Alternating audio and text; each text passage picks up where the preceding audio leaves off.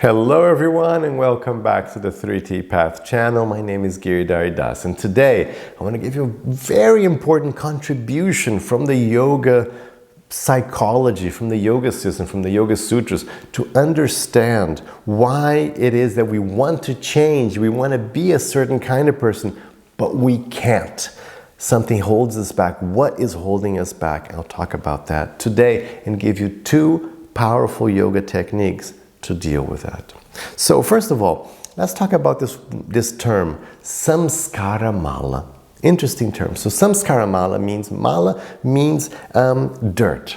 It's like dirt. It's like something that's, blocking the vision, blocking things to be as they are, dirt, mala. And samskara means a register, subliminal register you have from your past.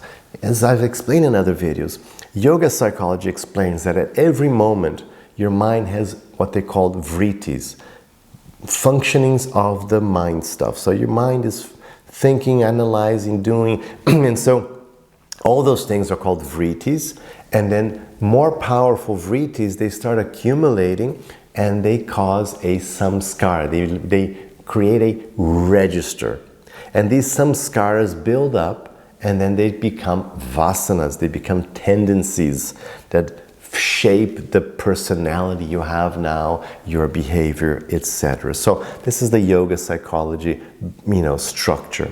So these vrittis become this. Samskara-mala then is this dirt, this samskara, these conditions, these past actions which are now shaping your personality, your way of being, your way of thinking. All these things that we are at this moment right now are a result, are influenced by all these previous samskaras.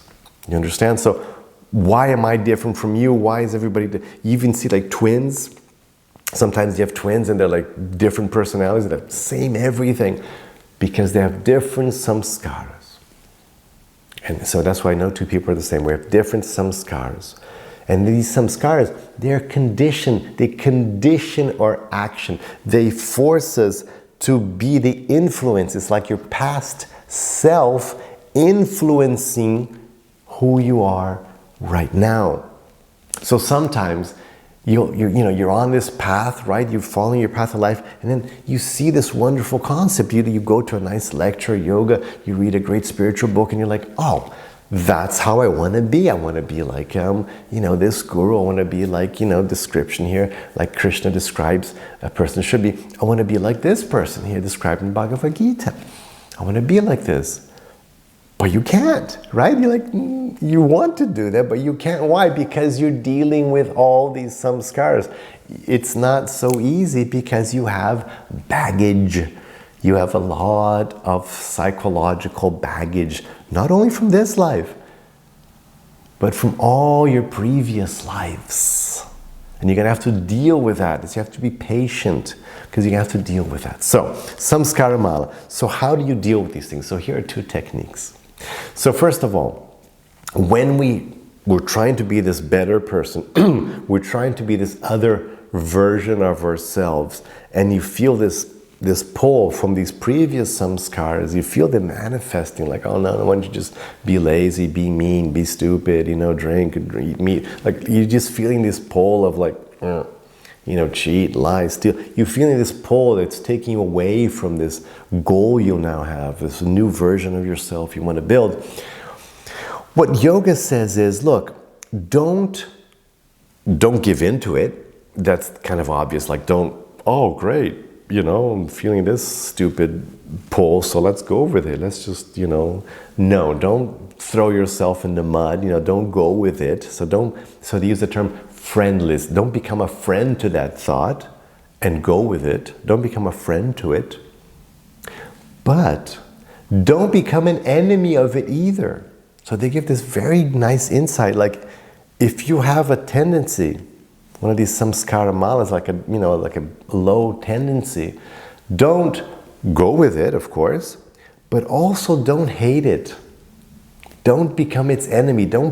Because loving or hating, yoga explains, are actually two sides of the same coin. So it will just give more energy, more power to that samskara. If you also hate it, if you put any amount of thought you put into it, be it positive or negative, will strengthen it. It's really interesting. It's true if you observe in your life from now on, be attentive to this. Negative is the same thing because you're feeding it with time, with power. So don't go with it, don't hate it. Instead, try to ignore it. Become indifferent to it. That's why you see a lot of the terms like detachment, become detached. Don't identify with it. Don't understand that thing is not you. It's not you. You don't have to identify with it. Just observe it. Become the observer of that tendency. There's this great line that says, the opposite of love is not hatred. The opposite of love is indifference. Very good line. Very good little nugget of wisdom. The opposite of love is not hatred, it's indifference. Because again, hatred is all this thought, this direction going. It's just the other side of the coin of love. It's just the other. But indifference, that's different. That's the opposite. So that's one great thing. Just observe it. Don't befriend it. Don't make it an enemy. Be indifferent to it. Second, the second thing you have to do is understand that mental control, so thoughts and thought patterns, are much harder to control than physical action, right? If I tell you, look, all day today, I want you to think nice thoughts, remember God all day, you won't be able to do it because you have all these samskaras. You're going to be pulling your mind here and there. You might not be able to do it unless you trained this a lot. You won't be able to do it. Just saying it won't make it happen because it's hard to control your thoughts. But if I say, look, all day today, don't cross the street here. Just stay here. Just don't cross the street, whatever. You have everything here, lunch, dinner, it's a silly example, but just don't cross the street. Okay, I can handle that, right? If I can not cross the street. It's like I won't have this conditioning, I have to cross the street. Now you won't have this samskaric pull to do something physical. You can control the physical. Physical is much easier to control than the mental. And that's why you can see what physical things you can do, which will help create this new version of you, which will help you towards this new, better version of you, this more, let's say, more in our case here, this spiritual, following, these sacred books and these teachings and, following the footsteps of these great saintly, people in the past. So physical things will help you there. So if you could start adjusting the physical things, that will help you a lot. And that's why you see, like in most traditions, they talk about charity as like in Bhagavad Gita, Krishna, that's like that's the lowest rung of the ladder to start going, charity.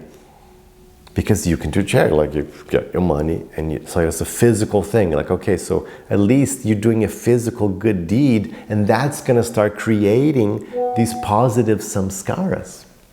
That will create a positive samskara, which is going to help you in this elevation of the mind, this transformation into becoming a better person. So whatever physical things you can do, so that's why you have like the yamas and niyamas in the yoga path. These starts with like physical things you can do. You can shower in the morning, so you can cultivate cleanliness. You can sit down and at least sit down and do some mantras. It's a physical thing. Your mind might be kicking around in there, but at least your body is sitting down, your tongue is chanting mantras. So this is a physical thing. I can chant mantra, whether my mind wants it or not, I can chant it. And this will start helping me change the more subtle things. So again, do charity, go somewhere, do help. And so these things, as you do good deeds with your body, this will then purify your mind as well. So these are two great techniques for helping you in this process of dealing with your samskara-malas. Okay, I hope you understood this. Let me know if this is clear, and if you have any questions, please leave your questions below. I always love hearing from you. And have your rest of your day with lots of peace and lots of love.